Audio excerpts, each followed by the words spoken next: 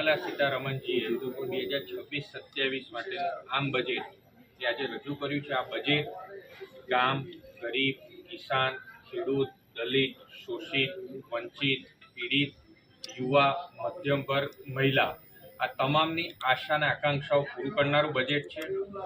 આ બજેટ એ સરકાર જે રિફોર્મના માધ્યમથી પરફોર્મ અને પરફોર્મના માધ્યમથી ટ્રાન્સફોર્મ આ નીતિ અખત્યાર કરી છે અને વેગ આપનારું બજેટ છે। આ બજેટ એ દેશનો યુવાન એ જોબ સિકરમાંથી જોબ ગીવર કેવી રીતે બને એને પ્રાધાન્યતા આપનારું બજેટ છે। વોકલ ફોર લોકલ અને લોકલ ફોર ગ્લોબલ આ મંત્રને સાર્થક કરીને આત્મનિર્ભર ભારત તરફ આપણો દેશ કેવી રીતે જાય એ પ્રકારનું આ બજેટ છે। 2014માં યુપીએ સરકારનું છેલ્લું બજેટ એ 16 લાખ કરોડનું હતું। આજે એમાં ખૂબ મોટો વધારો થઈને આજે પેશ કરેલું બજેટ એ 53.5 લાખ કરોડનું આ બજેટ છે। આ બજેટની અંદર મેન્યુફેક્ચરિંગ, સેવા ક્ષેત્ર, કૃષિ ક્ષેત્ર, ઉદ્યોગ, ટુરિઝમ આ તમામ વિષયો પર ફોકસ કરવામાં આવ્યું છે। આ બજેટની અંદર land, labour, liquidity, law, demand, demography, economy, infrastructure, innovation, IT, work, welfare અને વેલ્થ આ તમામ બાબતોનું ધ્યાન રાખી પ્રાધાન્યતા આપી અને વિકસિત ભારતનો પાયો નાખનારું બજેટ છે।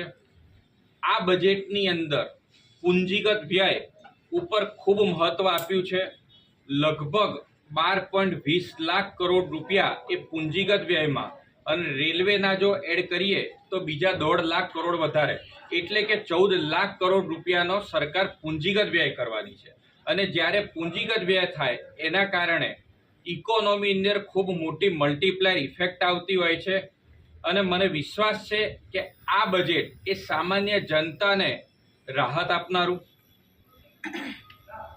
જીડીપીમાં વધારો કરનારું, પૂંજીગત વ્યયને વેગ આપનારું અને વૈશ્વિક આર્થિક સંકટો જે છે એમાં ભારત એક ચમકતા સિતારા સાથે ઉભરે એ પ્રકારનું આ બજેટ છે। કેટલીક યોજના राष्ट्र के गौरव के लिए समर्पित सर्वव्यापी एवं सर्वस्पर्शी बजट 2026-27 आत्मनिर्भर भारत के सपने को साकार करने वाला है। इसमें समाज के सभी वर्ग के समृद्ध विकास के प्रति एक सकारात्मक उम्मीद है। इस सर्व समावेशी बजट के लिए माननीय प्रधानमंत्री श्री नरेंद्र मोदी जी एवं वित्त मंत्री श्रीमती निर्मला सीतारमण जी को ढेर सारी बधाइयाँ। धन्यवाद।